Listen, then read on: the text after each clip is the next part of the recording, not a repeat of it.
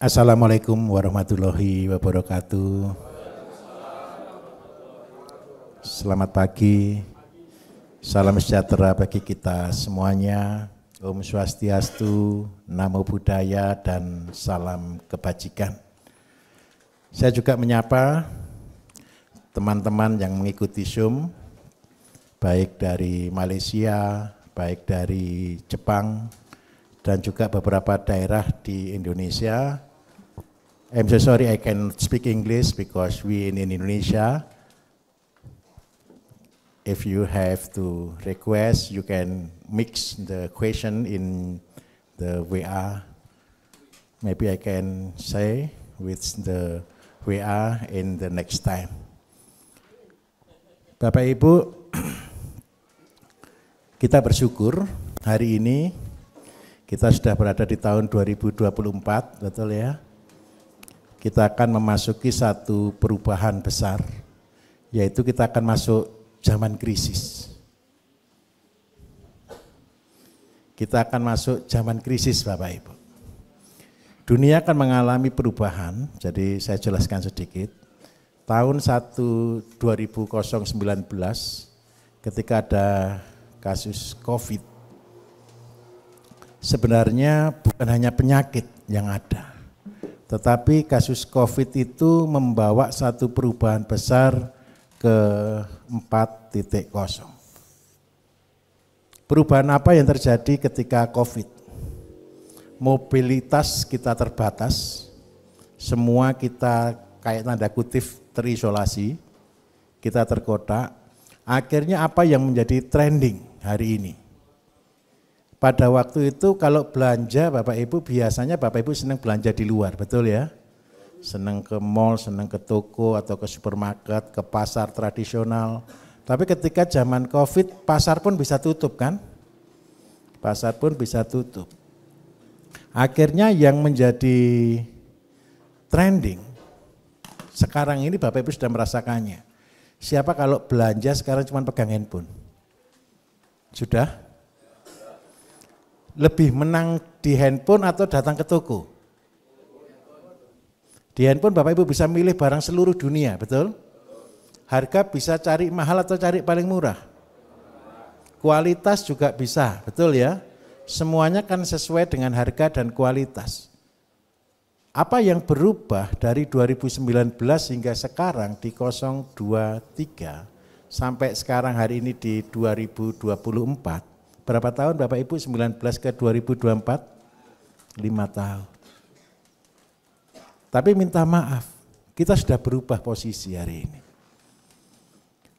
Kita di puncak gunung kayak begini, kalau belanja masyarakatnya lebih senang pakai online, betul atau tidak? Nah, saya mau tanya lagi, kalau Bapak Ibu belanja pakai online, datanya terdaftar atau tidak?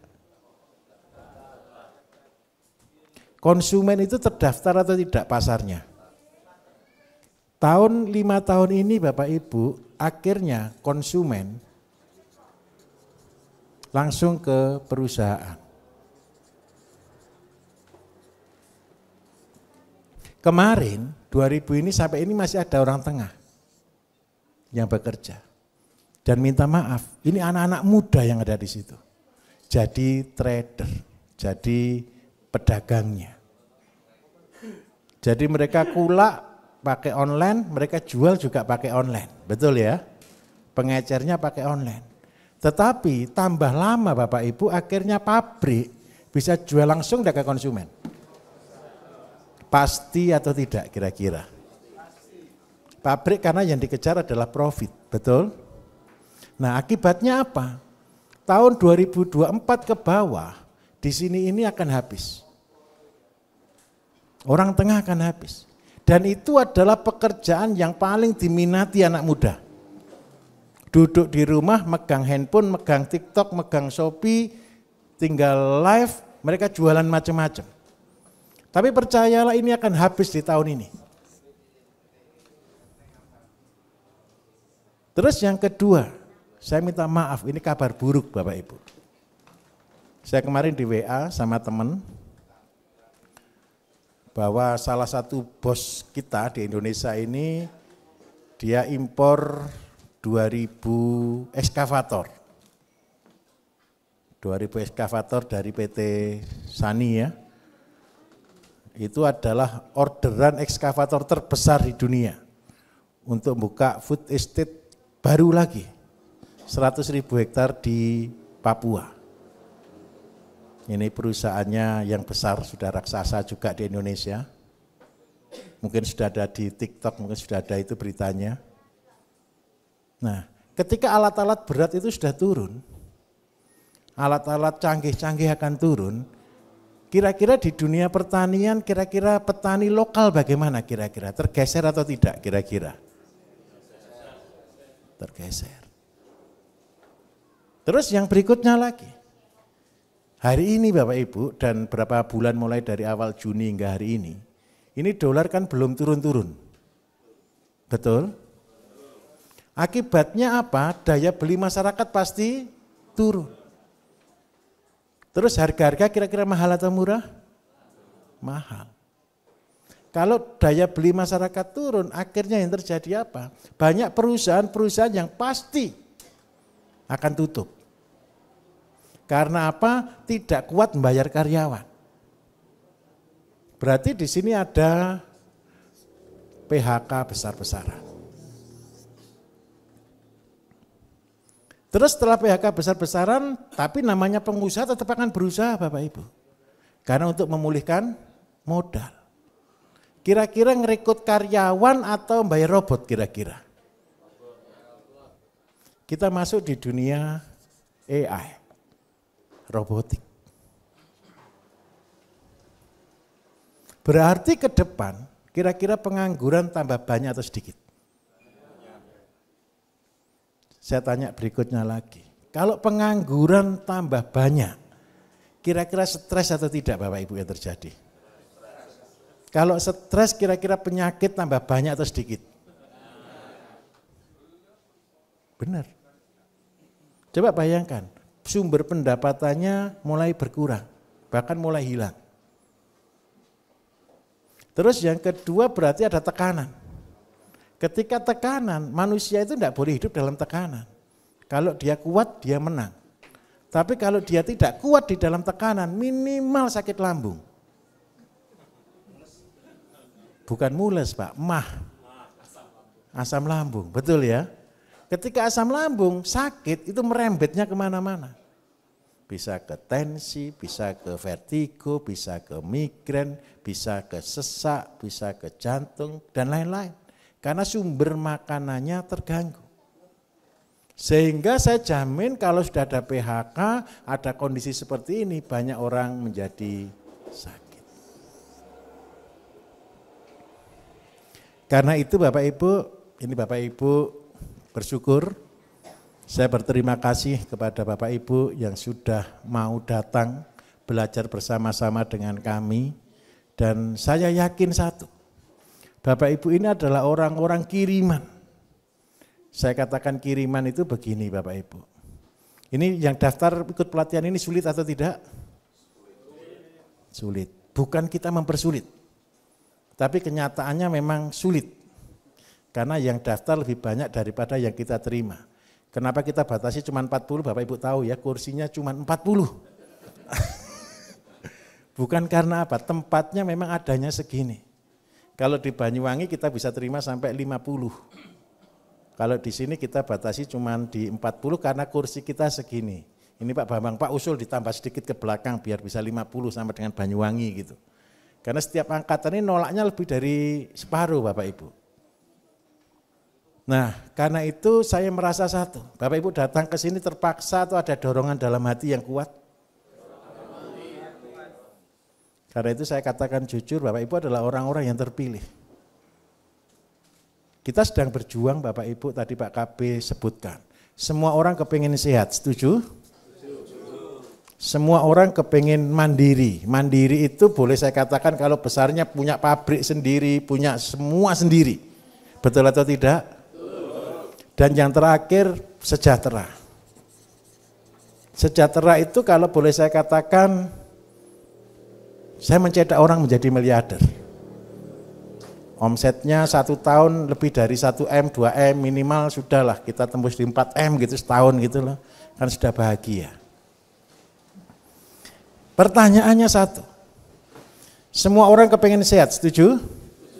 Tapi apakah orang mau sehat? Belum tentu. Belum tentu. Sehat ini penting sekali Bapak Ibu. Tadi Pak KP sudah ulas sedikit. Sehat itu artinya begini, pasien saya secara pribadi di dalam grup BSM, kita sudah punya pasien jutaan orang. Hampir setiap tahun saya keluarkan produk baru.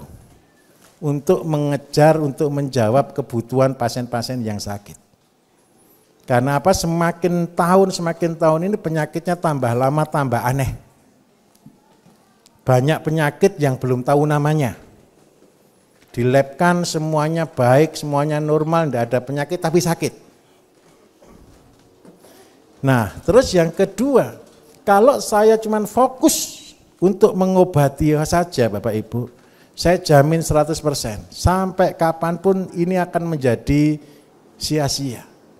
Karena apa? Tidak ada perubahan apa-apa. Sakit sembuh, muncul lagi penyakit dan tidak selesai. Karena itu suatu penyakit harus kita cabut dari akar-akarnya, yaitu menghilangkan penyebab sakit. Karena itu gerakan kami, kita menyebutnya gerakan dilarang sakit. Bapak Ibu kepengen sehat terus? Siapa yang kepengen anak cucunya besok sakit, ada enggak? Cita-cita saya biar anak-anak saya besok sakit, ada enggak? Saya yakin tidak ada satu orang pun yang kepengen ke situ. Tetapi gara-gara biasanya faktor sejahtera, faktor ekonomi, akhirnya menghalalkan segala cara. Yang penting dia bisa dapat uang, walaupun mengorbankan kesehatan. Akar yang harus dicabut ketika orang supaya sehat adalah penyebabnya. Penyebabnya itu dari mana Bapak Ibu? Kita satu konsep besar namanya your food is your medicine.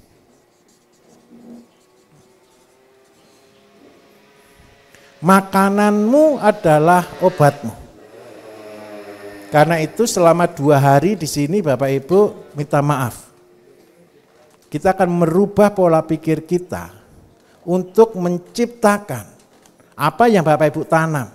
Baik itu kangkung, bayam, kakang panca, cacang panjang, seledri, kenikir, terong, tomat, lombok. Itu bukan lagi cuma sayur sebutannya.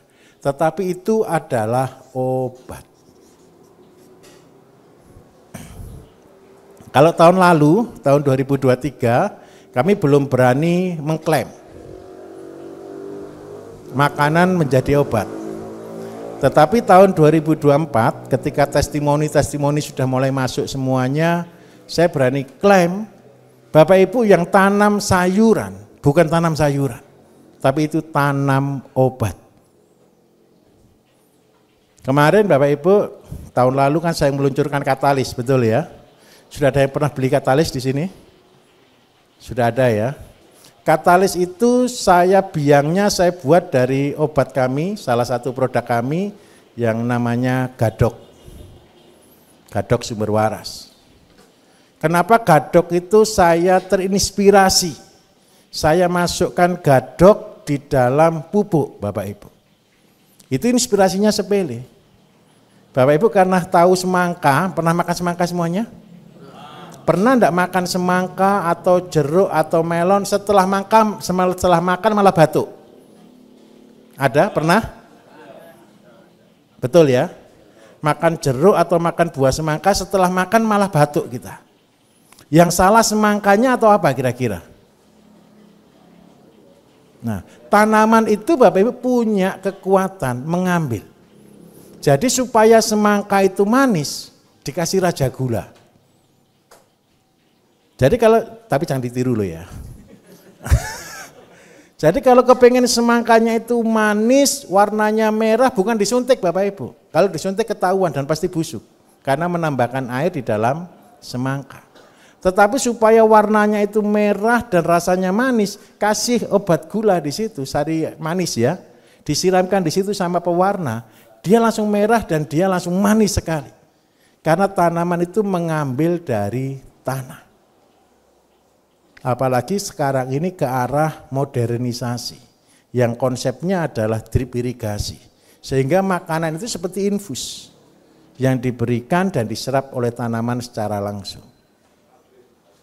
Nah, dari konsep itulah saya membuat Bapak Ibu konsep, berarti yang saya masukkan di dalam tanaman adalah obat. Tahun lalu saya belum berani propaganda, tahun lalu belum berani saya promosikan. Tetapi setelah banyak testimoni, contoh kasus-kasus berat, kasus pernah tahu epilepsi? Ayan, betul ya? Itu kasus berat. Karena dia harus minum obat saraf itu seumur hidup. Nah, obat saraf itu rata-rata adalah vitamin B1, B6, B kompleks, B12. Berarti vitamin yang mengandung neuro, vitamin untuk saraf. Nah, dari sanalah sebenarnya di Indonesia ini harusnya tidak ada orang yang encok, tidak ada orang yang pegelinu, tidak ada orang yang pegel-pegel. Karena apa? Obatnya pegel-pegel, encok, pegelinu itu hanya vitamin. Vitaminnya B1, B6, B12 atau kita nyebutnya B kompleks. Itu sebenarnya obatnya di situ. Lah yang kita makan setiap hari apa Bapak Ibu? Nasi kan? Betul enggak? Semua makan nasi kan? Minta maaf Bapak Ibu sudah makan di sini dua kali ya? Atau baru sekali? 2 kali sekali. Berasnya kita adalah beras full organik Bapak Ibu. Bapak Ibu bisa membedakan enggak beras full organik dengan tidak? Bukan pulennya Pak, bukan pulennya. Baunya beda enggak? Ketika dimakan dia beda enggak rasanya? Beda. Terus yang kedua itu sebenarnya obat. Obat apa? Obat saraf. Karena dia mengandung vitamin B1, B6, B kompleks, B12. Nah ketika orang-orang sakit epilepsi, orang-orang itu ketika makan ini Bapak Ibu, dia makan dari panenannya sendiri, dia buat pupuk sendiri, kemudian dia nikmati hasilnya. Tahu-tahu cerita ke saya, ketika saya kapan hari di Nganjuk, dia datang, dia cerita, Pak saya terima kasih, istri saya tidak pernah kambuh lagi. Terus saya tanya, Bapak minum apa? Minta maaf Pak, sekarang saya tidak beli produknya Bapak. Biasanya dia minum produk saya BSM 2 untuk saraf. Terus kok sembuh bagaimana? Dia cuma makan nasinya sendiri saja. Bahagia atau tidak ketika kita dengar begitu Bapak Ibu? Bahagia. Kemudian sayur kita kan sudah masuk di pasar ya, kita punya sayur yang setiap hari kita panen. Di supermarket dan di pasar saat ini masih sangat terbatas karena lahan kita juga terbatas. Dari testimoni yang beli sayur, coba bayangkan ada orang sakit lambeien. Cuman gara-gara makan sayur lekces ya, tahu lekces ya, lekces itu dicampur diselak di gado-gado, angkai bukan di gado-gado, di burger atau di kebab begitu kan. Dia cuma makan sayur itu aja, 2 minggu dia sembuh Bapak Ibu. Terus orang-orang yang tensinya tinggi-tinggi, yang minta maaf, obat tensi itu kan tidak bisa berhenti ya, pengencer darah, penurun tensi itu kan tidak boleh berhenti. Cuman gara-gara makan sayur sendiri, kacang panjang, seledri, sop-sopan dan macam-macam itu ternyata dia banyak yang sembuh. Cuman apa yang dimakan hanya sayur. Nah, dari sanalah sekarang saya promosikan. Ternyata sayur yang akan Bapak Ibu nanti produksi itu adalah obat. Dan goal kami Bapak Ibu, ini untuk anak-anak ke depan. Dulu Bapak Ibu di daerahnya Bapak Ibu sakit diabetes banyak atau sedikit tahun 80-an. Siapa? Mbah umur berapa? 60 atau 70? 62. Waktu 20 tahun lalu Mbah, tahun 80-an. Ada enggak yang sakit diabetes di kampungnya Mbah? Enggak ada. Sekarang ada enggak Mbah? Kenapa?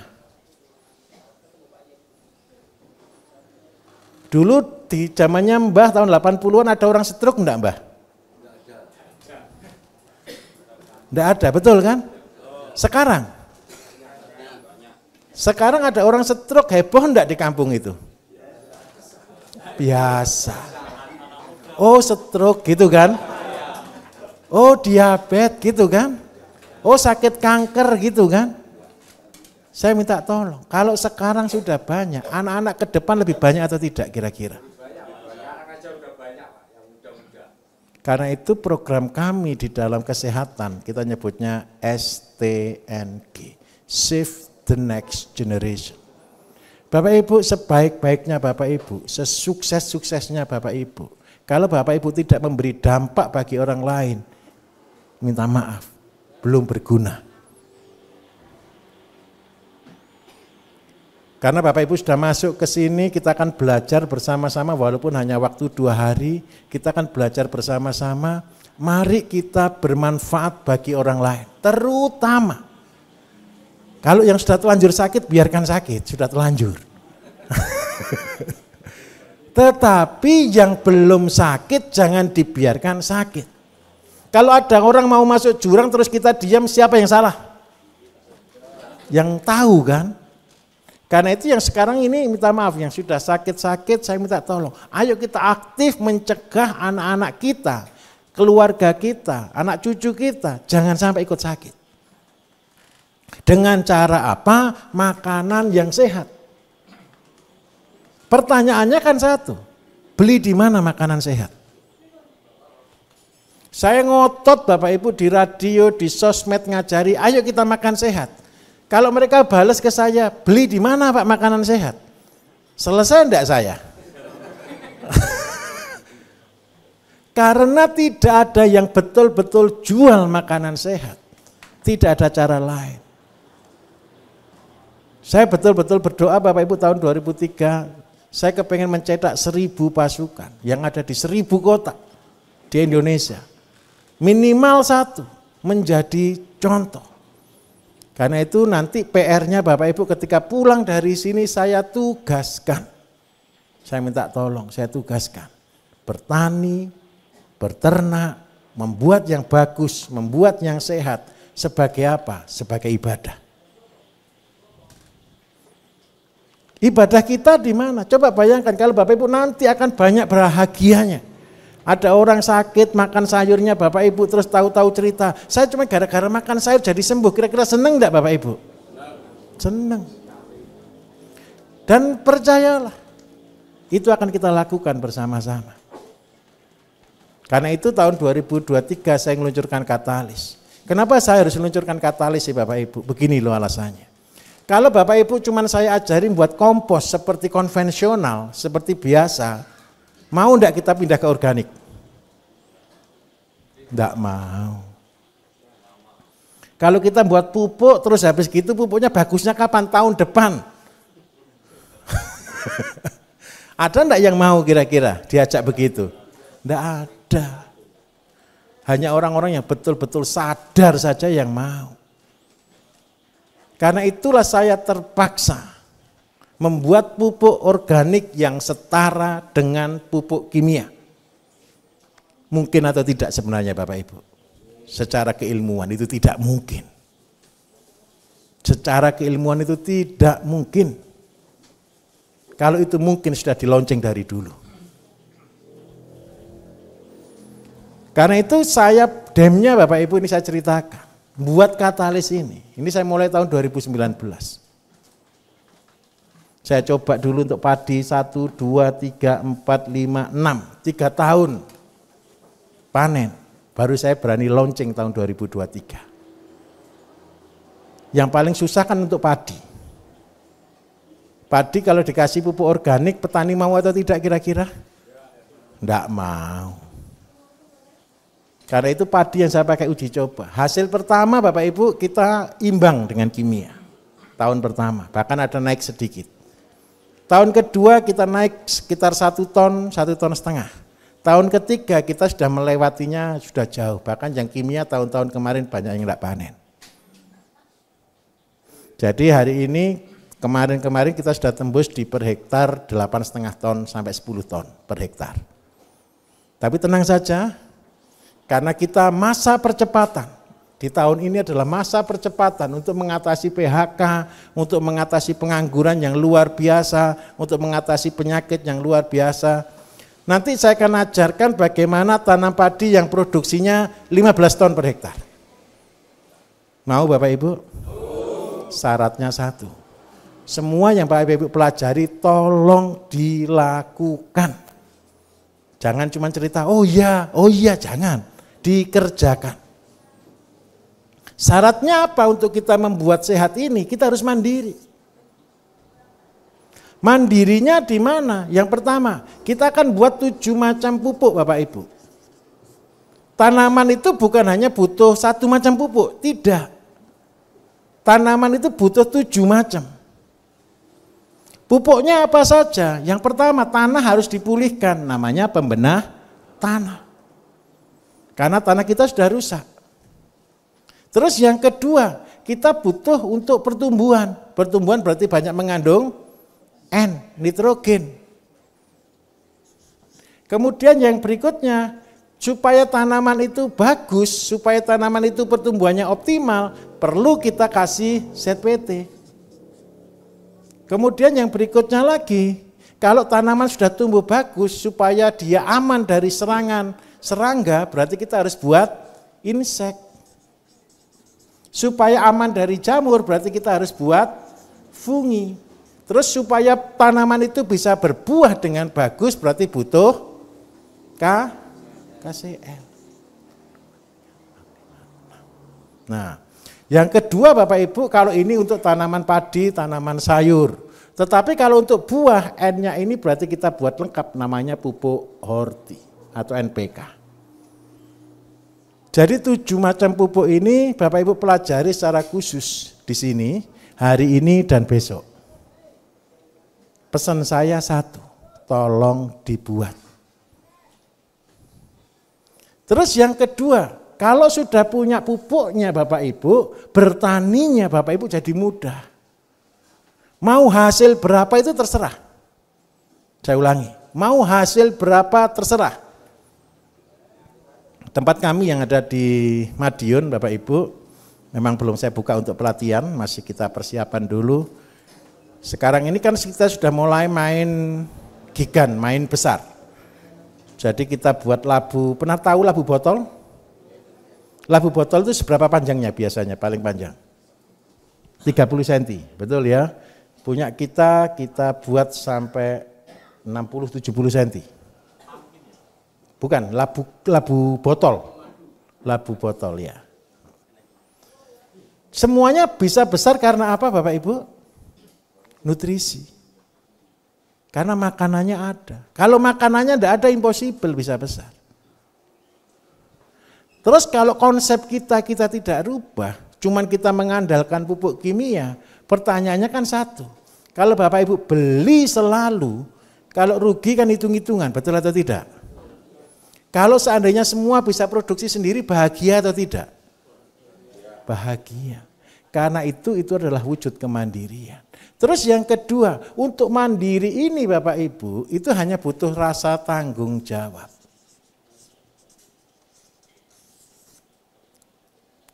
Siapa yang kepingin jadi miliarder? Semua kepingin? Baik. Saya minta tolong, kalau hari ini Bapak Ibu punya uang, tolong simpan baik-baik. Masukkan bank boleh, disimpan boleh. Kalau bersama dengan saya, prinsip kerjanya adalah satu. Mulai dari yang ada. Kalau boleh Bapak Ibu, jangan pakai modal. Karena harus saya katakan jujur, bertani itu kalau kita masih belajar, itu masih resikonya tinggi sekali. Betul ya? Karena itu jangan pernah terlalu berani di pertanian. Bertani itu saya katakan tawakal, niat, ibadah. Jadi niati bertani itu sebagai wujud tanggung jawab untuk kita melakukan ibadah. Jangan takut, walaupun saya mengajari tanpa modal, kalau Bapak Ibu nurut benar, serius nurut, 3 tahun jadi miliarder. Asalkan nurut. Nurutnya dari mana? Begini ceritanya. Tadi Pak Kabis sudah jelaskan tentang LRT ya, limbah rumah tangga. Bapak Ibu tahu enggak? Supaya Bapak Ibu itu berhasil, itu butuh kerja keras atau rezeki? Ya kerja keras dan rezeki. Ada yang berani ngitung, karena kita kerja keras hasil kita harus sekian, bisa tidak diperhitungkan di pertanian? Impossible. Contoh saya katakan jujur, kalau saya cuma menjadi petani konvensional, saya pelihara sapi, saya pelihara kambing, saya pelihara ayam, saya jamin 100% rugi. Kalau konvensional. Sudah ada yang ternak ayam, ternak kambing di sini? Sudah ada? Ada satu angkat tangan coba boleh? Kambing, berapa ekor Pak? Sudah untung atau rugi? Masih belum dihitung. Masih keluar modal atau dapat pemasukan sudah? Alhamdulillah. Mungkin kita belum bisa ngitung, tapi pertanyaannya cuma satu. Apakah itu sudah menjadi passive income atau itu menjadi biaya operasional? Kalau kita tidak berubah cara, ayam kampung, ada enggak ayam kampung di sini yang pelihara ayam kampung? Bapak ada. Berapa ekor Pak? Berapa? 400. Ayam kampung atau ayam joper atau KUB? Baik. Berarti pakan beli berarti? Untung atau rugi Pak? Alhamdulillah. Alhamdulillah. Tidak apa-apa, itu proses dari sekolah. Betul ya? Ada yang tanam padi di sini? Coba petani padi. Untung atau rugi Pak? Alhamdulillah juga, enggak apa-apa. Bertani itu Bapak Ibu satu. Setuju atau tidak setuju coba Bapak Ibu dengarkan saya. Seandainya petani, ketika uang kita sudah habis, kita kerja ala kadanya, biasanya hasilnya bagus dan harganya bagus. Tetapi ketika kita punya uang, jor-joran, diniati, hasilnya biasanya jelek. Betul atau betul? Karena apa Bapak Ibu? Kenapa saya katakan tani itu tawakal niat ibadah? Manusia itu loh tidak bisa numbuhkan tanaman. Saya mau katakan jujur, kalau hari ini Bapak Ibu minta maaf, bercita-cita jadi miliarder, kira-kira mungkin atau tidak? Kalau dengan kondisinya Bapak Ibu, dengan caranya Bapak Ibu hari ini. Karena itu saya katakan minta tolong ya, kita sepakati sama-sama. Sudah kepengen kayanya dari dulu kan? Betul atau tidak? Saya minta tolong jangan lagi kepengen jadi orang kaya. Karena orang yang kepengen jadi orang kaya masalahnya banyak. Dan minta maaf, dia akan membaca peluang, menghitung, menganalisa, akhirnya berani berhutang. Betul atau tidak? Kayak-kayaknya ini pasti berhasil. Saya minta tolong. Saya mau katakan jujur, bukan melemahkan Bapak Ibu. Teman-teman saya sudah punya sapi ada yang ribuan, kambing ada yang ribuan, ternak itu jutaan ada. Apakah mereka untung? Belum tentu. Fair. Saya pernah Bapak Ibu yang seringkali saya ceritakan, ini bukan bertaruh ya, saya ngomong ke dia. Dia modal 30 miliar pelihara kambing. Saya modal kambing 3 ekor. Banyak mana 30M sama 3 ekor? Menurut Bapak Ibu berhasil yang mana? 30M atau yang 3 ekor? Harusnya 30M pasti berhasil kan? Sudah bisa membayar profesor Pak. Dokter hewannya ada 5 Pak. Alatnya canggih semua Pak. Jadi kambing sudah di USG zaman itu 2010-2011. Terus yang berikutnya lagi, lahannya sudah 17 hektar, sudah dihitung semuanya. Tapi ada celah satu. Dia tanam hijauan, tanam pakcong, tanam rumput setiaji ya. Setiaji itu rumput tanaman tinggi, itu jenis baru yang dia kembangkan juga untuk Nongko Jajar dan Malang. Terus saya ketika lihat itu dia juga masih beli konsentrat. Ya sudah saya katakan rugi. Gitu loh. Terus saya kasih teori saya, oh jelimet katanya. Ya sudah langsung saya bilang, ayo kita lihat 6 tahun ke depan kambingnya siapa yang masih ada. Tidak sampai 6 tahun Bapak Ibu, 3 tahun berjalan kokot dia sudah selesai, pailit. Sudah dijual. Kambing saya sudah jadi ratusan. Kalau saya ketemu dia, banyak mana kambingnya sekarang? Banyak saya. Enak mana mikirnya utang 30 miliar atau modal 3 ekor? Saya minta tolong. Keberhasilan itu Bapak Ibu bukan harus yang besar. Keberhasilan itu yang kecil, tapi diulang. Contoh, saya mampu cuma pelihara 1 kambing. Kira-kira berhasil atau tidak? Kalau 1 kambing. Keberhasilannya berapa persen? Hampir 70-80 boleh ya. Karena apa? Karena 1 ekor. Ketika 1 ekor ngerawatnya baik atau tidak Bapak Ibu? Baik. Orang selalu berkata, iya cuma 1 ekor kok. Coba naik 1000 ekor. Kan masih coba-coba. 1 ekor aja belum tentu berhasil kok kadang-kadang. Tetapi kalau 1 ekor Bapak Ibu totalitas, ngerawat dengan baik. Apa yang Bapak Ibu dapatkan ketika ngerawat kambing 1 ekor? Secara finansial rugi atau untung? Rugi waktu, betul kan? Tetapi apa yang menguntungkan bagi kita? Ilmu. Bapak Ibu pernah sekolah? Sekolah itu untung atau rugi? Sudah bayar, dikasih tugas, disuruh masuk lagi, dimarahi lagi. Tapi kenapa mau sekolah? Karena kita butuh ilmu. Kambing juga sama. Kambing ini bukan hanya cerita kambing, tapi butuh ilmunya kambing. Jadi ketika kita punya 1 ekor saja, tapi kita rawat dengan baik Bapak Ibu, itu akan menjadi ilmu yang sangat bermanfaat bagi kita.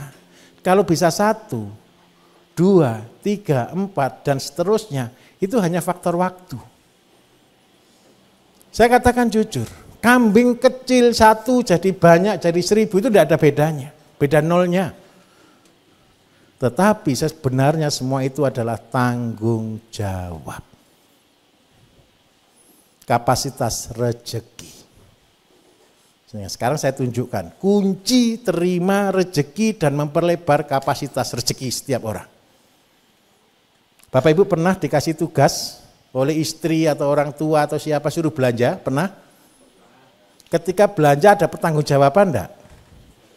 Ini laporannya untuk ini, betul enggak? Sekarang saya balik. Gusti Allah Bapak Ibu memberi Bapak Ibu rezeki atau tidak?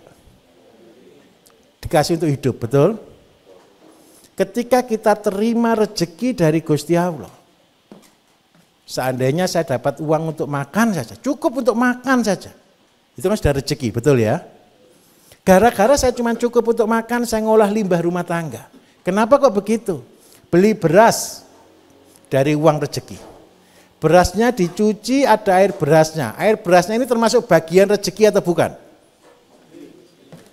Karena ini bagian rezeki kita tampung. Kenapa? Nanti kalau seandainya sama yang ngasih uang ke saya dimintai pertanggungjawaban. Terus yang kedua Bapak Ibu, ketika Bapak Ibu makan nasi gitu ya, ada sisanya enggak kira-kira kadang-kadang? Itu bagian dari rezeki atau bukan? Masukkan di sini, ditabung. Terus ibu-ibu yang beli sayur, ketika ibu-ibu beli sayur minta maaf, banyak yang dibuang atau banyak yang dimasak? Banyak yang dibuang. Saya minta maaf, tadi uangnya pakai uang yang hasil rezeki atau bukan? Hasil rezeki, masukkan di sini. Tujuannya apa? Ini tidak ada tujuannya. Ini tidak menguntungkan Bapak Ibu. Tetapi percayalah, ada mata yang melihat kita. Ada Gusti Allah yang melihat kita, yang menuntut pertanggungjawaban setiap rezeki yang diberikan. Ketika kita ngolah ini adalah bagian dari rezeki loh. Kemudian nanti Bapak Ibu gara-gara ini, ketika sudah punya ini, punya ayam dan sebagainya, percayalah. Setiap ada sampah yang dibuang, Bapak Ibu selalu berkata, sayang. Bapak Ibu akan menghargai semuanya di sini. Menghargai uang, menghargai waktu, menghargai barang, menghargai semuanya. Minta maaf, survei saya. Orang yang miskin, rumahnya pasti berantakan. Semua barang-barang yang mahal itu loh kayak tidak ada harganya, betul atau tidak? Betul. Tetapi orang yang kaya rumahnya pasti bersih. Betul atau tidak? Semuanya disimpan sampai gudangnya pasti penuh. Barang yang tidak dipakai itu, oh ini sayang, oh ini eman. Betul atau tidak? Itu wujud tanggung jawab. Terus yang kedua, gara-gara Bapak Ibu punya limbah, tadi Pak Kabir sudah jelaskan, keluar menjadi POC dan keluar menjadi pakan. Ini ilmu yang saya ajarkan 15 tahun yang lalu Bapak Ibu. Dan tidak pernah berubah. Karena kunci kesuksesan itu dimulai dari sini saja, tanggung jawab. Pakan Bapak Ibu, minta maaf. Untuk menjadi sejahtera atau sukses, goal saya adalah menjadi miliuner, miliarder. Banyak orang komplain ke saya, kenapa sih mulainya kok cuma 10 ekor ayam plus 1 atau plus 2? Saya dibully banyak orang ya, betul ya, di Facebook, di YouTube, betul kan? Ini omong doang, ini penipu, pembohongan dan sebagainya. Enggak apa-apa, orang ide kok, betul kan? Tahu enggak kenapa kok jumlahnya cuma 10 ekor? Karena percayalah, limbahnya Bapak Ibu untuk ngasih makan 10 aja loh kurang. Paham maksud saya? Pelihara ayam 10 itu loh kurang limbah kita, enggak cukup. Apalagi 100. Enggak akan cukup. Ada orang komplain ke saya ketika ayam yang banyak terus, loh kok enggak dikasih limbah rumah tangga? Limbah rumah tangganya siapa? Paham maksud saya? Jadi limbah rumah tangga itu untuk siapa? Untuk kalangan kita sendiri, untuk kalangannya Bapak Ibu. Untuk rumah tangganya Bapak Ibu. Apa yang sedang kita lakukan untuk ini? 1. Mendidik anak-anak kita untuk tanggung jawab. Yang kedua, melatih diri kita untuk kita itu menjadi orang-orang yang teratur. Karena konsep organik itu cuma 2, teratur dan seimbang. Jangan sampai pelihara ayam lebih banyak, tidak kuat kasih pakan, pasti sakit ayamnya. Kalau ayamnya sakit pasti mati. Betapa konyolnya kita. Gara-gara kepengen jadi orang kaya, pelihara ayam banyak, terus tidak kuat beli pakan. Ada orang yang seperti itu pernah? Tolong, jual. Peliharalah semampu kita. Loh Pak, saya kepengen jadi miliarder. Kalau tidak kuat ya jangan dulu, santai dulu saja. Saya akan tunjukkan langkah-langkahnya kok. Setelah Bapak Ibu punya 10 ekor ayam, saya minta tolong, ayamnya buang kotoran atau tidak? Pasti atau tidak? Kalau tidak buang kotoran pasti mati itu ayam. Atau itu celengan berarti ayamnya itu. Kotoran ayamnya sekitar 2 kilo loh Bapak Ibu per hari. Kotorannya Bapak Ibu minta maaf. Kalau kita tarik lagi ke atas. Kotoran ini bagian dari rezeki atau bukan? Nah nanti saya ulangi. Ketika Gusti Allah sampai pada level tertentu jenengan dikatakan lulus. Ketika Gusti Allah lihat jenengan, oh anakku ini bodoh sekali, mosok kuwabeh dihargai gitu kan. Semua dihitung. Bapak Ibu harus bisa menghitung setiap berkah yang Bapak Ibu terima. Supaya apa? Supaya bisa bersyukur. Minta maaf. Sampai ayam 10, apakah Bapak Ibu dikatakan orang kaya? Ada enggak gara-gara Bapak Ibu punya ayam 10, oh kamu sudah kaya ya gitu? Ada atau tidak? Tidak. Tetapi saya minta maaf sekali Bapak Ibu. Ketika Bapak Ibu lulus saja sampai di level ini. Tadi Pak Bapak ya, yang kasih siapa yang tadi yang kasih testimoni ngasih makan ayam sudah bertelur, sudah beranak? Sudah bisa dibuktikan Pak, mau Pak ya? Bertelur juga kan Pak ya? Menetas juga kan Pak ya? Minta maaf, bukan masalah berapa banyak Bapak Ibu. Tapi berapa kita bertanggung jawab. Gara-gara saya punya pupuk 2 kilo per hari, apakah banyak? Tidak. Berarti apakah saya harus bertanam yang banyak? Tidak, seadanya saja. Karena ini cuma 2 kilo, ini POC paling banyak sehari cuma 2 liter. Berarti minta maaf, keluarga kita harus minimal 3 kali 3. Yang tadi Pak KB bilang sebagai keyhole garden. Setelah Bapak Ibu punya ayam, minta maaf, mulai berhitung dengan ayam. Kalau mau cita-cita jadi miliarder. Telur yang Bapak Ibu makan tolong dibeli. Supaya ayamnya enggak sakit hati. Dibelinya jangan dikasihkan ayam uangnya, percuma. Belikan pakan. Supaya apa? Ayamnya enggak terbebani. Banyak Bapak Ibu peternak yang begini loh, mereka hitung-hitungan. Ayam ini minta maaf sekali. Karena dijadikan sebagai sumber penghasilan, mereka harus kejar tayang. Jadi targetnya dia adalah FCR ya, Feed Conversion Rate ya, untuk berat hidupnya. Pakannya harus irit begini. Jadi kalau bisnis Bapak Ibu, ternaknya sudah dibebani. Minta maaf, dia stres. Tidak besar-besar malah karena terlalu banyak bebannya dia. Kecil terus. Tetapi ketika ayam ini Bapak anggap sebagai keluarga, dikasih makan sebagus mungkin, terus kotorannya dipakai untuk pupuk, mulai 3x3. Dari sini Bapak Ibu sudah harus belajar membuat pupuk secara mandiri. Bapak Ibu jangan cuma cerita saya, jangan cuma gara-gara nanti lihat tempat kami, terus cerita, oh pakai sayur organik itu begini. Bapak Ibu tidak akan dipercaya orang. Saya minta tolong, ini adalah kebun percobaannya Bapak Ibu. Kalau Bapak Ibu membuat pupuk di sini, jual pupuk, kira-kira laku atau tidak? Saya jamin tidak ada yang beli. Karena apa? Orang-orang yang tahu Bapak Ibu bukan pabrik pupuk. Tetapi ketika Bapak Ibu membuat kebun sayur di sini, Bapak Ibu bisa makan setiap hari dari sayurnya. Terus yang kedua, Bapak Ibu bisa merasakan manfaatnya.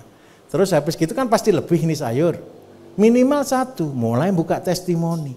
Tetangga mulai dikasih, mulai dibagi. Mereka saya jamin Bapak Ibu akan berkata berbeda. Saya minta tolong, sudah ada yang pernah buat pupuk organik di sini, cara kita ada? Sudah tanam sayur ada? Belum ada ini.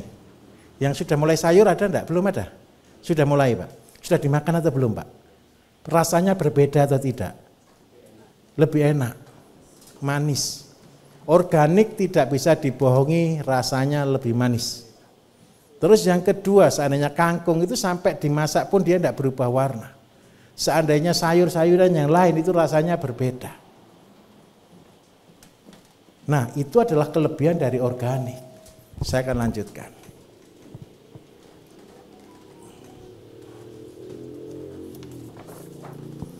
Setelah Bapak Ibu punya 3x3 sebagai laboratorium. Di sini adalah Bapak Ibu sebagai uji cobanya. Treatmentnya bagaimana. Melakukannya bagaimana.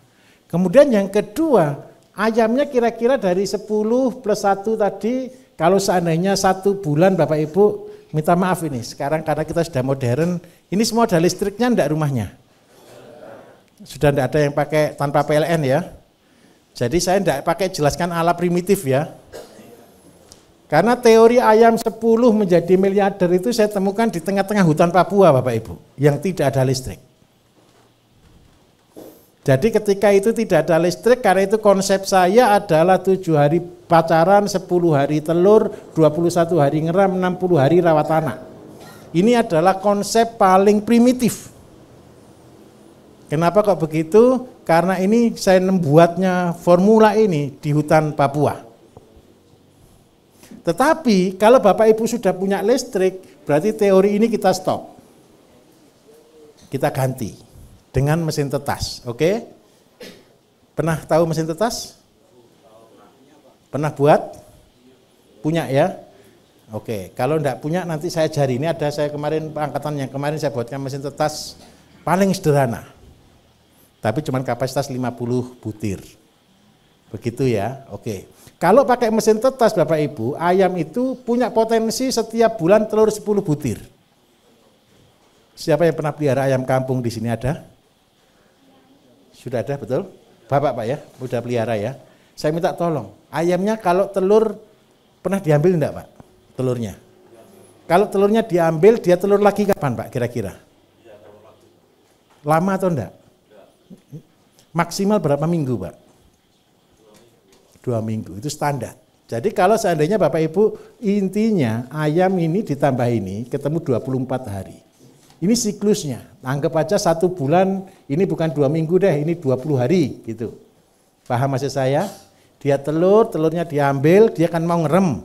Dimandikan, dijemur, dikasih makan yang enak biar dia lupa. Terus dia pacaran lagi, telur lagi gitu. Setuju ya? Jadi 1 bulan cuma 10 telur. Telurnya ayam Bapak Ibu, modelnya gimana? Ada model begini ya telur itu ya, lonjong, betul? Ada yang terlalu bulat sekali, betul? Ada yang normal. Nah kan gini normal ya. Yang lonjong, yang bulat dimasak. Yang bentuknya normal yang ditetaskan. Jangan juga, minta maaf, jangan tergesa-gesa jadi kaya, biar tidak kepreset. Saya ulangi ya, jangan tergesa-gesa jadi kaya, nanti kepreset. Itu ada jebakannya soalnya, ada jebakan Batman di situ Bapak Ibu. Nah, karena ini anggap aja ini yang kita ambil cuma 50%. Jadi kalau seandainya kita punya telur induk 10, berarti telurnya 100, berarti kita ambil 50%, berarti tinggal 50 saja yang kita tetaskan. Karena telurnya sudah terseleksi, insya Allah bisa netes anggap aja lah 30 gitu aja. 30 kan karena masih belajar. Nah dari 30 Bapak Ibu probabilitasnya yang betina anggap aja 15, yang jantan 15. Nah sampai di sini Bapak Ibu, kalau 10 tadi makannya dari limbah rumah tangga, betul? Kalau yang ini makannya dari yang jantan. Tugasnya yang jantan itu dijual untuk beli pakan. Saya ulangi, kan yang betina tadi kan butuh pakan, sampai usia 6 bulan sampai telur. Nah butuh pakan ini kan perlu biaya, betul kan? Biayanya dari mana? Biayanya dari jual yang jantan. Nah saya minta tolong, kalau ini terus berjalan Bapak Ibu, minta maaf. Berarti ayamnya tambah banyak, betul? Pakannya tambah banyak. Nah, di saat ayam mau tambah banyak, ini kan tidak bim salah bim. Butuh waktu. Netes saja butuh waktu 21 hari. Untuk besar saja butuh waktu 6 bulan kalau yang betina. Kalau yang jantan 3-4 bulan kan bisa dijual. Nah, kalau ayamnya nanti tambah banyak, ini adalah orang yang bijaksana. Itu tahu langkah-langkah kerjanya. Jangan pernah bekerja tanpa perhitungan. Jangan pernah bekerja tanpa perencanaan. Jadi kalau kita planning, sekarang saya punya ayam 10, tapi 1 tahun ke depan saya punya induk 100. Ini planning kita setahun ke depan. Kalau kita punya induk 100 Bapak Ibu, berarti sekali telur 1 bulan itu anggap aja ada 1000 telur.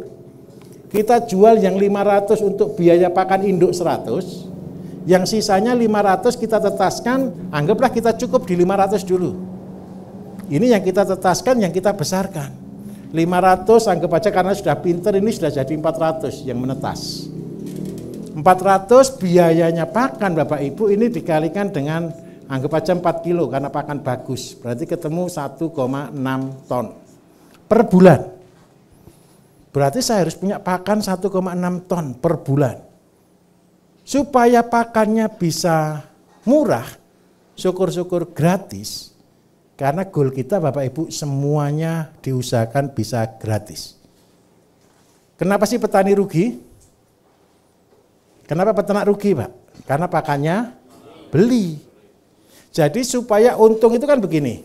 Untung itu sama dengan jual dikurangi dengan biaya. Supaya pasti untung, biayanya harus dihapus. Kalau biayanya dihapus untung atau rugi? Harga berapapun untung atau rugi? Ingat baik-baik, ke depan Bapak Ibu, semua harga akan murah. Kenapa Indonesia bisa impor? Karena harga luar negeri dijual lebih murah. Kalau semua dijual murah, kita tidak akan bisa produksi lagi. Siapa pernah ke rumah sakit di sini ada? Menjenguk orang sakit ada? Kalau ke rumah sakit biasanya bawa bekal apa? Buah, betul? beli buahnya yang lokal atau yang impor? Halo? Kenapa kok yang impor? Bukan, karena yang jual buahnya itu paling rata-rata yang impor semua. Terus pertanyaannya satu, apakah kita tidak bisa produksi buah? Rugi, Pak. Karena itu kita harus merubah konsep. Jadi Bapak Ibu ingat baik-baik, supaya untung dan ke depan semuanya pasti murah. Jadi kalau petani hari ini bilang biaya pupuk mahal, tenaga kerja mahal, terus harganya murah, ya sudah, pasti rugi kan gitu kan. Jangan pernah kepengen harga mahal. Karena apa? Kita tidak mungkin dapat harga mahal. Karena semua itu harga itu ada yang menentukan. Apa yang harus kita buat ketika harga itu minta maaf? Harga itu murah. Contoh, sekarang ini panen raya jagung, betul ya? Jagung berapa di daerahnya Bapak Ibu? 4,5 sampai 5.000, betul kan?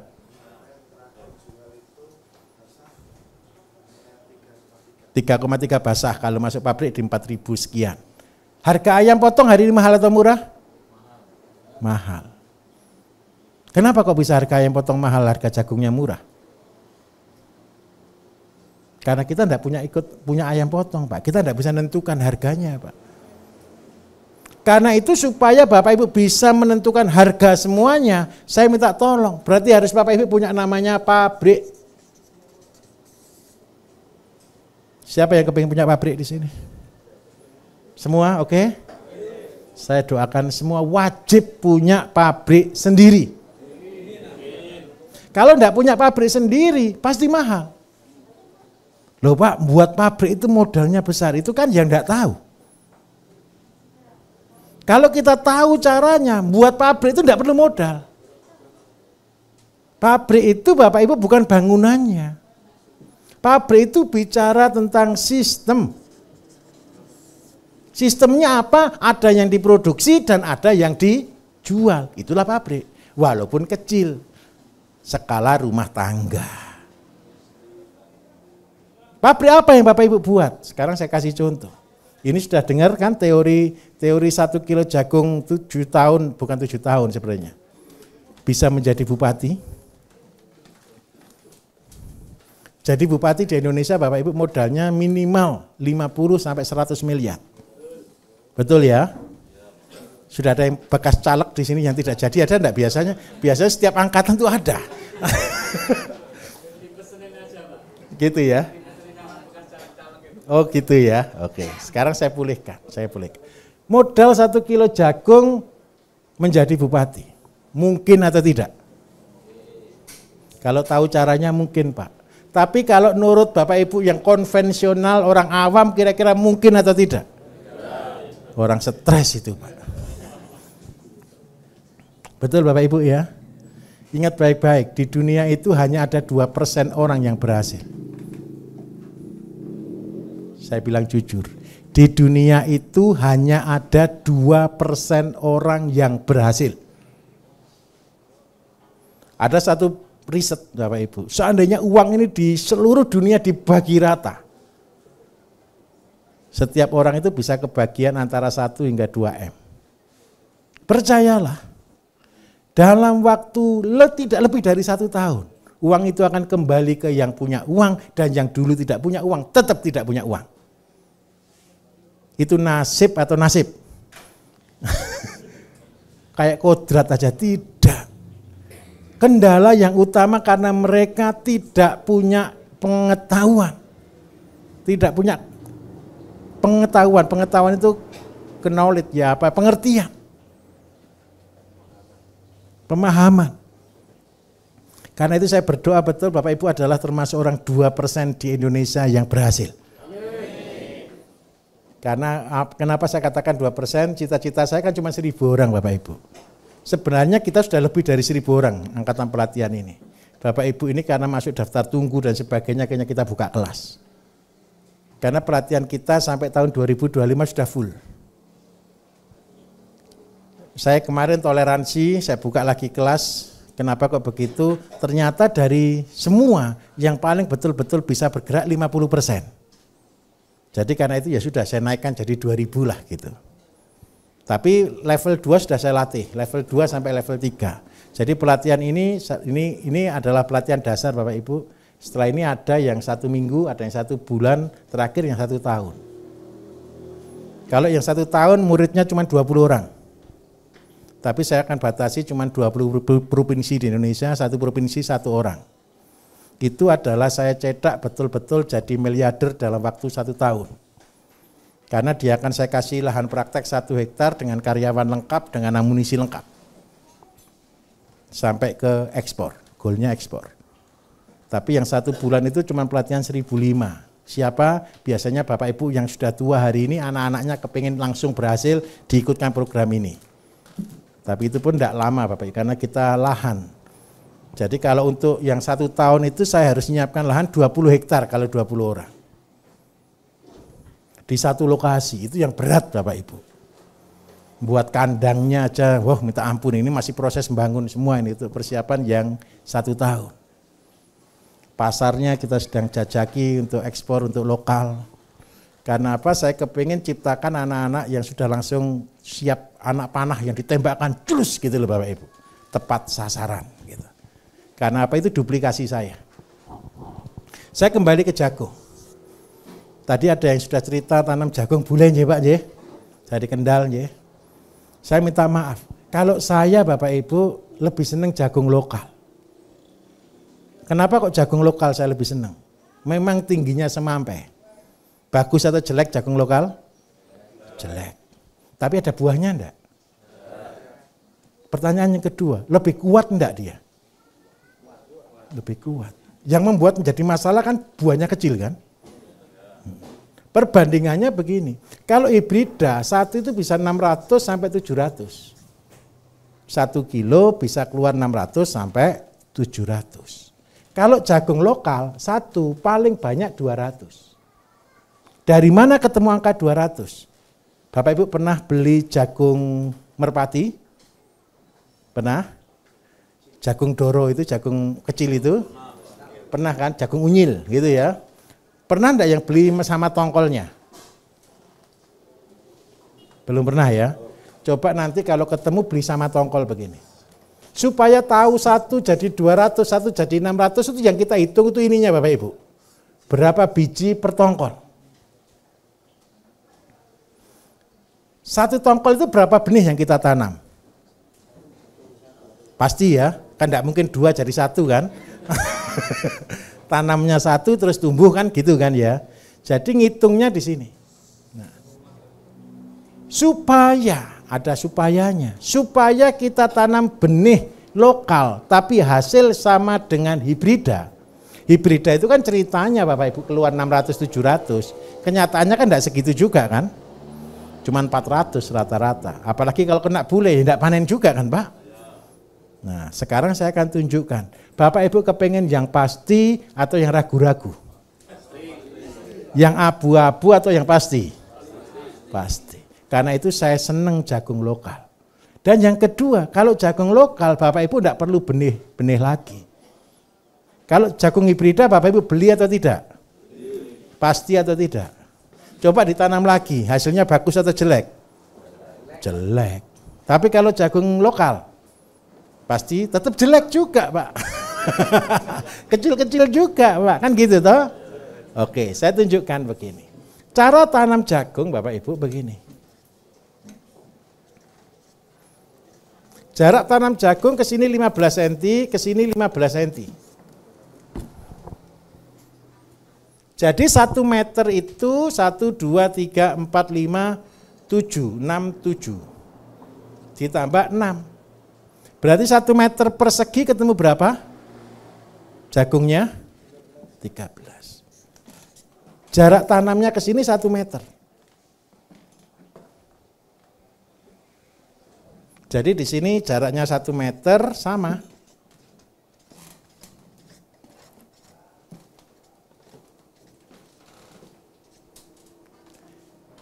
Kalau dengan cara ini Bapak Ibu 1 hektar berarti berisi berapa tanaman? 130.000. Pernah beli jagung lokal? 1 kilo isi berapa? Enggak pernah ngitung, Pak. Besok kalau sudah jadi pengangguran, tolong dihitung. Jadi ketika Bapak Ibu sudah mulai buat kebun percobaan, sudah mulai ayamnya tambah banyak, tanahnya ada sedikit, mulai tanam benih dulu. Enggak usah banyak-banyak. Slogan saya 1 kilo modalnya. 1 kilo itu kalau beli Bapak Ibu 10.000 rupiah deh. Punya uang kan 10.000, mau datang ke sini sudah habis jutaan. Pak, saya mau tanam banyak terserah, tapi saran saya tanam aja 1 kilo. Sudah. 1 kilo, anggap aja Bapak Ibu kalau ini 130.000. 1 kilo benih itu rata-rata 2.000-an biji. Berarti butuh berapa kilo? 130 dibagi 2. Anggap aja 65 kilo ya. Nah, 65 kilo loh Pak, kalau hibrida kan cuma habis 30 kilo, betul kan ya? Karena jaraknya lebih jarang. Sekarang perbandingannya begini, kalau hibrida habis 30 kilo, kalau 30 kilo jagung hibrida paling murah berapa? 80.000. 80 kali 30 ketemu berapa? 2,4 juta, benihnya saja. Kalau jagung lokal 65 kali 10.000 ketemu berapa? 650.000. Ayo kita lihat perbandingannya. Seandainya 1 kilo menghasilkan 100, berarti 65 dikalikan 100 ketemu berapa? 6,5 ton. Jagung hibrida paling banyak rata-rata 8 ton Bapak Ibu. Kalau cuma selisih sedikit seperti ini, kira-kira keberhasilan besar mana? Yang hibrida atau yang lokal? Yang lokal. Yang lebih keren lagi satu, benih tidak perlu beli lagi. Di sini saya butuhin anak-anak muda yang banyak di sini nih. Mumpung ini angkatan paling banyak anak mudanya ini. Hai, saya minta tolong jadi profesor. Jadi profesor itu begini, profesor itu apa Bapak Ibu? Profesor itu bukan sekolah loh ya. Sekolah tertinggi kita cuman ketemu S3. Tidak ada orang gara-gara sudah jadi doktor terus langsung dapat gelar profesor kalau dia tidak bisa menemukan sesuatu. Berarti profesor itu adalah penghargaan bagi penemu. Setuju ya? Jadi karena Bapak Ibu saya tidak suruh sekolah lagi. Karena semakin makan bangku sekolah, percayalah giginya tambah ngilu. Saya ciptakan Bapak Ibu jadi profesor saja. Profesor itu gimana? Begini, ketika Bapak Ibu tanam jagung nih, ada jagung yang bagus, ada jagung yang jelek, betul? Setuju? Yang bagus, kumpulkan yang bagus. Setelah dikumpulkan yang bagus, itu ditanam ulang. Besok Bapak Ibu akan diajari cara ngawinkan tanaman untuk membuat benih. Selama ini saya jarang sekali ngajari buat benih. Tetapi untuk sekarang ini Bapak Ibu, karena cabai, pernah tahu tanaman cabai? Sering terkena virus Gemini kan? Bule-bule semuanya kan? Karena itu kita ciptakan cabai tahan bule. Tapi saya tidak jual benih. Bapak Ibu, kalau ada ambil, kalau enggak ada nanti pesan aja di yang bagian itu. Caranya buatnya bagaimana? Ya dikawinkan saja. Dulu Bapak Ibu tanaman di sini ini tanaman cabenya semua kena bule. Tahu bule? Penyebabnya apa? Virus Gemini. Virus itu ada obatnya atau tidak? Tidak ada obatnya. Virus itu obatnya adalah tidak ada. Adalah antibodi. Terus yang kedua supaya tidak kena virus berarti dikasih vaksin. Vaksin itu sehingga di dalam tubuh kita punya antibodi anti penyakit itu. Nah, supaya kita bisa membuat tanaman yang tahan virus, berarti kita cari tanaman yang pernah sakit, kemudian dia sembuh. Setelah dia sembuh, ketika anaknya ditanam, dia pasti tahan virus. Mudah atau susah kalau begitu teorinya? Bahaya ini nanti kalau semua buat pabrik benih, tolong ya ingat ya baik-baik. Kalau bisa buat benih, jangan jual benih. Karena itu urusannya dengan hukum. Caranya bagaimana Pak? Jual bibit. Kalau benih itu dijual biji, betul atau tidak? Kalau bibit itu sudah tumbuh, beda. Kalau benih perlu sertifikasi, kalau bibit terserah Anda. Ini saya ajari lolos dari jalur tikus. Nanti kita ajari Bapak Ibu untuk buat tanamannya bagaimana, ngawinkannya bagaimana. Silakan belajar. Oke, saya akan lanjutkan. Bisa dipahami kenapa kita milih yang lokal? Selisihnya kan tidak terlalu banyak kan? Saya minta maaf. Ada enggak yang sudah petani jagung hibrida di sini? Ada enggak? Ada Pak. Pak minta maaf, nggarap berapa luas Pak? Itu 1000 meter persegi atau berapa? Benihnya berapa kilo Pak? 4 kilo, baik. Keluarnya berapa ton Pak?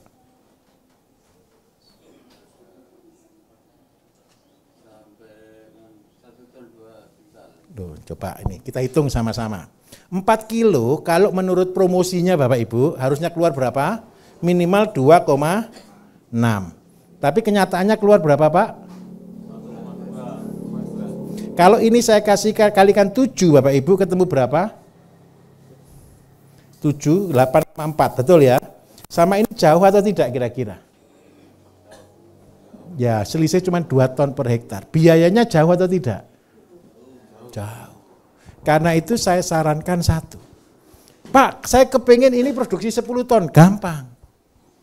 Bapak Ibu tahu kan jagung Madura, betul ya? Jagung Madura itu tingginya segini loh Bapak Ibu. Tanamannya jelek, tapi pasti berbuah. Walaupun sebesar jempol kaki. Tidak menyenangkan, betul kan? Ingat baik-baik, kita bukan butuh menyenangkan jagungnya. Karena ini tidak dijual jagung muda. Tapi yang Bapak Ibu ambil kan bijinya kan. Kalau sudah berupa biji, tahu enggak tongkolnya seberapa? Kan enggak tahu kan? Nah, kalau supaya saya kepingin Pak hasilnya 10 ton, caranya gampang.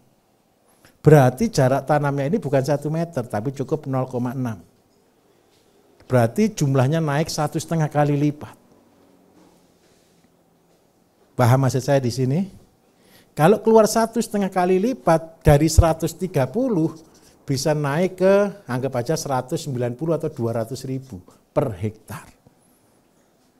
Berarti benihnya habis berapa? Berarti benihnya habis 100 kilo.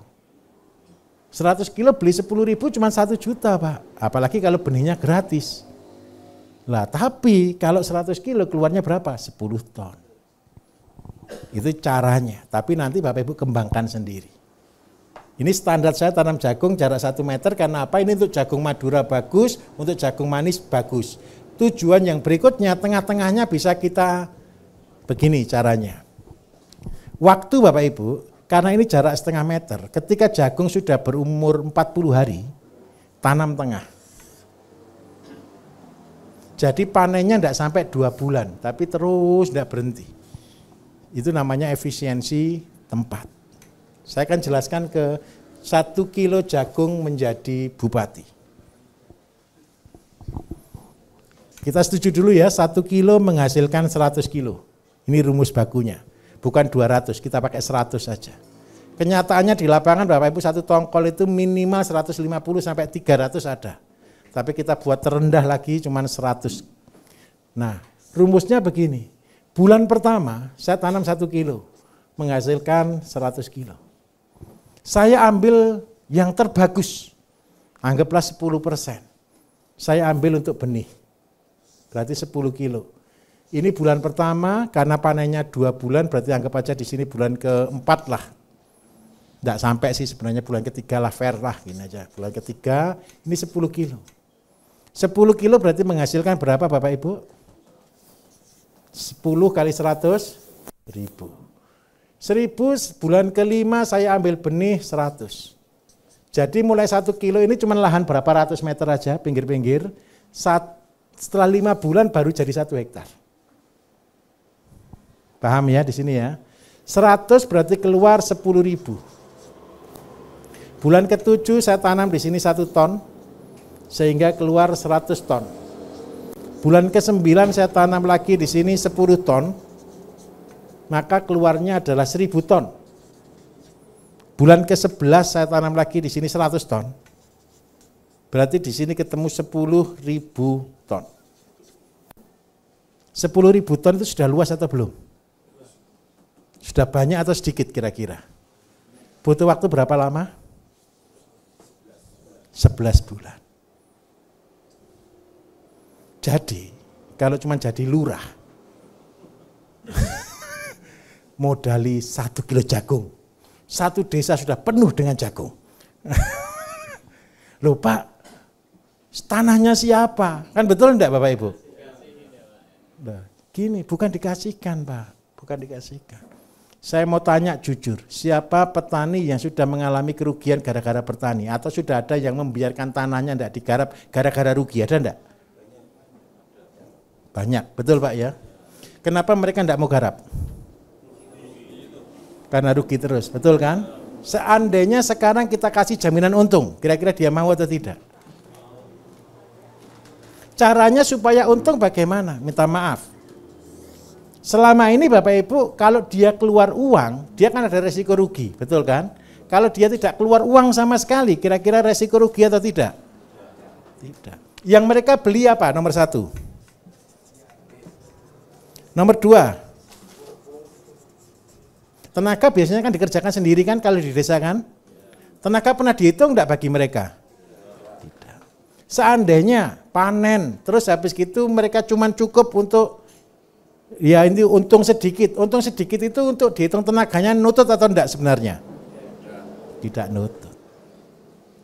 Nah sekarang saya tunjukkan bibit, pupuk sama panen, biaya panen. Panen itu kan traktor ya apa untuk dores ya apa namanya di situ ya? Penggiling, penghancur ya, oke. 3 ini tolong Bapak Ibu sediakan. Bapak Ibu pupuk buat sendiri enggak? Sudah. Terus yang kedua benihnya sudah bisa buat sendiri enggak? Buat. Traktornya bukan traktornya, untuk panennya Bapak Ibu kan pasti pakai perontok kan? Tapi ada perjanjiannya. Nanti kalau panen 50%, 50%. Petani dapat 50%. Seandainya 1 hektar dapat 10 ton. Seandainya, gitu loh ya. Bapak Ibu dapat 5 ton. Petani dapat 5 ton. Petani untung atau rugi? Pasti atau tidak? Seandainya saya turunkan, panennya cuma 4 ton. Berarti ini cuma 2 ton, ini 2 ton. Petani tetap untung atau rugi? Tetap untung. Kita tetap untung atau rugi? Tetap untung, pupuknya buat sendiri kok. Nah, nanti perjanjiannya 1. Pak, ini mesin gilingnya, mesin perontok ya. Mesin perontok jagungnya, saya minta tolong. Karena dia jagung, berarti dikasihkan ke apa kira-kira? Karena batang tua. Yang bisa makan jagung apa Bapak Ibu? Sapi. Ini saya ambil, saya kasihkan sapi saya. Sapinya sebagai apa Bapak Ibu di sini? Pabrik pupuk. Sapinya perlu beli pakan enggak kalau begini? Tidak, malah menghasilkan. Nah, dengan cara ini Bapak Ibu, inilah yang akan kita sebut dengan pertanian syariah. Bapak Ibu enggak jual pupuk, Bapak Ibu enggak jual benih, tapi Bapak Ibu bermitra dengan masyarakat. Tujuan yang kedua, jagungnya petani Bapak Ibu bisa beli. Sebagai apa? Pakan ayam. Jadi untuk membuat pupuk jagung itu perlu N dari ayam, yang kedua perlu P dari sapi, nanti K-nya kita buatkan KCl cair. Selesai masalahnya? Selesai. Terus yang kedua, kalau seandainya ini terrealisasi dalam waktu 1 tahun, jangan 1 tahun deh, setahun panen 2 kali saja. Karena masih ada padi. Padi biasanya padi sekali kalau tak ada hujan. Ini tanahnya tak ada hujan atau tanah sawah? Tanah tak ada hujan. Kalau tanahnya tak ada hujan kan padi sekali, terus jagung ini kan bisa. Nah, karena jagung ini kan jagung tahan panas, Pak. Berarti anggap aja setiap tahun kita naik 2 kali. Ini loh hanya butuh waktu 3 tahun. Sehingga apa Bapak Ibu, dengan cara ini pupuk gratis. Terus yang kedua, kita sedang penyelamatan bumi. Penyelamatan buminya di mana? Coba bayangkan. 1 hektar kotoran sapinya anggap aja per panen, per 2 bulan, kita anggaplah sama dengan jagung dikalikan 2. Kalau jagungnya keluar 8-10 ton dengan kepadatan tinggi atau 6 ton dengan kepadatan biasa, berarti ada pakan sekitar 13 ton untuk 2 bulan. Sapinya kenyang enggak makan 13 ton? Berarti kita mikir enggak untuk kekurangan pakan kalau begitu? Tidak. Terus yang kedua, mikir enggak kita kekurangan pupuk kalau begitu? Ingat kata kuncinya, kalau mau tanam jagung, pupuknya harus dari jagung, makanan sapinya. Nah, sekarang kabar gembira Bapak Ibu. Gara-gara katalis, saya dikomplaini orang transportasi yang mahal. Pak, mahalan ongkos kirim daripada katalisnya, kan begitu kan? Karena itu sekarang saya buatkan katalis booster. Syaratnya satu, Bapak Ibu harus punya ternak. Contoh, seperti misal, Bapak Ibu punya jagung nih, proses jagung, betul kan? Tolong, sapinya dikasih obat, namanya katalis booster. Harganya 1 mili, mahal Bapak Ibu, 300 rupiah. 1 milinya 300 rupiah. Tetapi, kotoran sapinya, itu kan ada KS-nya, ini kan ada sekitar 30 kilo. Urinnya, urin sapi ada 30 liter. Berarti setiap hari bisa produksi 60, anggap aja 60 kilo. Betul, setuju? Nah, ini sudah jadi pupuk. Tanpa diolah.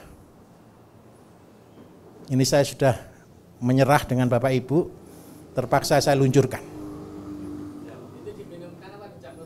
Dicampur air boleh, dicampur pakan boleh, pokoknya itu masuk ke perutnya sapi. Baunya minta ampun.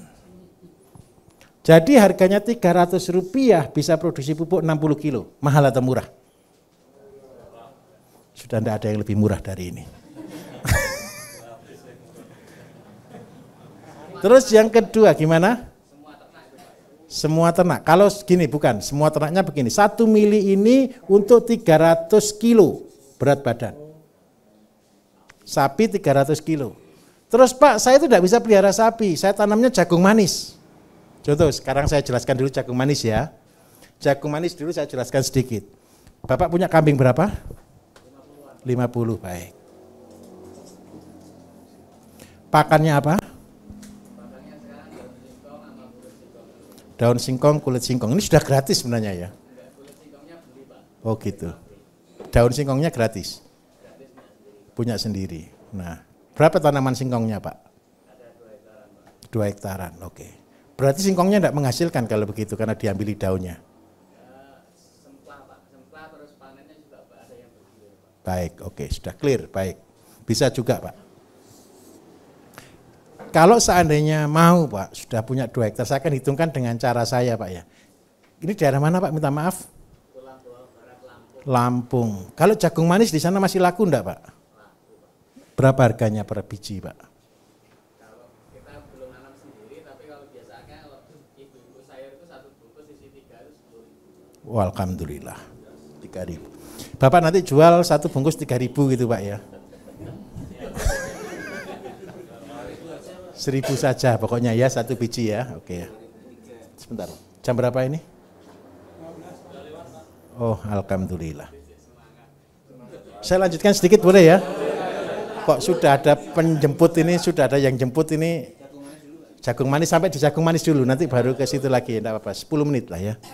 Jadi kalau saya punya kambing 50, ini pakan setiap hari kali 4, itu kan ketemu 200 kilo. Setiap hari. Kalau tanam jagung manis, 1 kilo itu anggap aja 3-4 biji, saya anggap 4 juga Pak ya. Berarti setiap hari saya butuh 800 batang. Masalahnya kan satu, 800 batang ini kalau kita tanam 800 kan belum tentu tumbuh semuanya.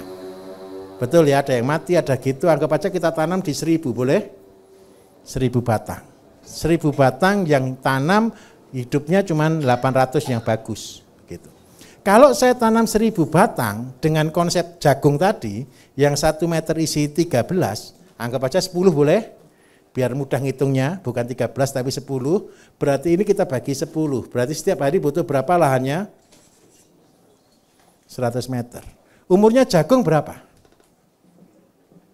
Anggap aja 80 hari, oke? 100 dikalikan 80, sama dengan 8.000. Tanahnya Pak untuk 50 ekor kambing butuh 8.000 meter persegi. Nah di sini perbedaannya yang berpengertian dengan tidak. Kalau orang tidak berpengertian, cuma ditanami singkong, kalau singkongnya bisa jual sih oke. Tapi kan harganya memang bumi langit sama jagung. Tapi kalau jagung dengan luasan 8.000 kan sudah masuk, Bapak kan punya 2 hektar. Kalau ini 8.000 kan sudah oke clear, cuma separuhnya ya. Terus yang kedua kita panennya itu 800 kali 1.000, berarti ketemu berapa per hari? 800.000. Kalau kali 1 bulan ketemu berapa Pak? Saya minta maaf, 6 bulan aja kambingnya loh tidak ada artinya. Dengan cara ini kira-kira kita subsidi atau kita income? Income. Terus yang kedua, kambingnya makannya jagung. Jagungnya umurnya stabil atau tidak? Pernah kembung enggak kalau begini ceritanya? Enggak mungkin kembung. Kenapa kok enggak mungkin kembung? Tanamannya sudah tua. Yang membuat kambing kembung itu cuma satu, daun muda. Daun muda itu hati-hati nih bapak-bapak ya, bikin kembung. Karena itu kita tanam jagung yang umurnya stabil. Terus yang kedua, jagungnya pupuknya dari mana? Dari kambingnya sendiri. Kalau Bapak ngasih makan sehari 200 kilo, berarti setiap hari Bapak punya pupuk 200 plus 1 liter. Berarti punya pupuk 300 kilo lah, anggap aja seperti itu. 100 liter itu kencingnya, 200 kilo itu kotorannya. Seandainya setiap hari tanah cuma nanam 100 meter kan tadi kan? Dipupuk 200 kilo, over atau tidak? Kalau sudah over seperti itu, kira-kira Bapak Ibu, maaf, kira-kira, berarti, minta maaf, tanamannya kira-kira subur atau tidak? Tanahnya subur atau tidak? Ingat baik-baik, kita tinggalkan warisan yang baik buat anak cucu kita dengan tanah yang subur. Dan inilah konsep satu-satunya supaya kita bisa menjadi petani yang mandiri. Ini kabar gembiranya kan itu sudah. Jadi minta maaf, saya bukan nganggap petani malas. Tetapi petani ketika saya suruh nyari bahan ini, itu dan sebagainya kan kesusahan. Kalau untuk kambing Pak, dosisnya 1 mili kan untuk 300 kilo. Kambingnya mulai ditimbang. Kalau seandainya berat kambing rata-rata 330 kilo, berarti butuh berapa ekor untuk 310. Nah, 1 mili untuk 10 ekor kambing. Berarti kalau Bapak punya 50, berarti berapa mili? Berarti anggap ajalah 5 mili. 5 mili menghasilkan setiap hari 200 kilo. Menurut saya 1.500 dapat 200 kilo itu paling murah Pak. Setuju kira-kira? Oke, Bapak Ibu kita isoma dulu. Silakan makan di atas. Saya berterima kasih semangatnya, tidak ada yang mengantuk.